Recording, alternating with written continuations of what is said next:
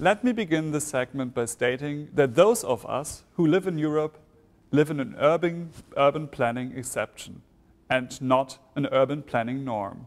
And yet, our ways of looking at cities, planning cities, and projecting city development have influenced the ideas of urban space and its products drastically all over the world.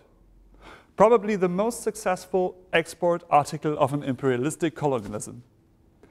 But is it really successful? When looking at all growing urban spaces of the world, and those are certainly not in Europe, it becomes evident that the Western European model does not work. And the reason why it does not work is because the regions where it was implemented often function according to a very different logic, oftentimes informal and less structured due to their individual, historical, cultural, and social development. Or simply because of their rapid development, which is contrary to the slow and organic developments in European or North American urban growth. Bottom line, urban planning and urban mobility is an issue of negotiation with the conditions at hand. Perhaps it involves the insight that Messi can have potential, see Mumbai, or that urban planning decisions should involve the democratic choices of its inhabitants, see Istanbul. For me, the biggest potential to trigger a broader global understanding of local needs, of urban interventions versus master planning, lies in identifying certain borders that characterize the urban space. What if we gathered the courage to believe in local interventions for the benefit of a global learning? I propose to take a different, perhaps more radical look at urban environments by identifying their inner and outer borders in order not to find solutions to overcome them, but to activate them and to use their potential as valuable resources in city planning and urban mobility. In this, I'm interested in investigating scenarios of abundance in dense spaces and in how we can steer and activate those resources in the most effective way.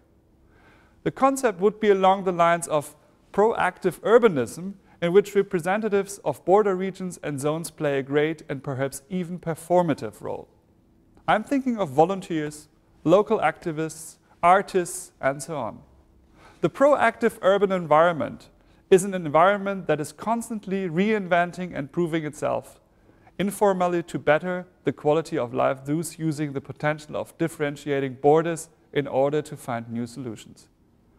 The top-down decision-making process does not work anymore. Instead, bottom-up participation is becoming a relevant force in spatial planning.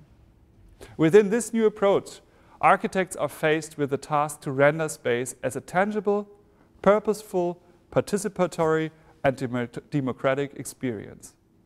Necessary partners in this process are everyday people, artists of different genres, urban planners, designers, visionaries, academics, and ultimately even industrialists. Stahlberg believes in a holistic approach to the topic borders, allowing for unplanned encounters and friction to fully explore the potential of difference in urban environments and beyond. In other words, proactively shaping our future requires a reconsideration of all intellectual, social, and technical principles.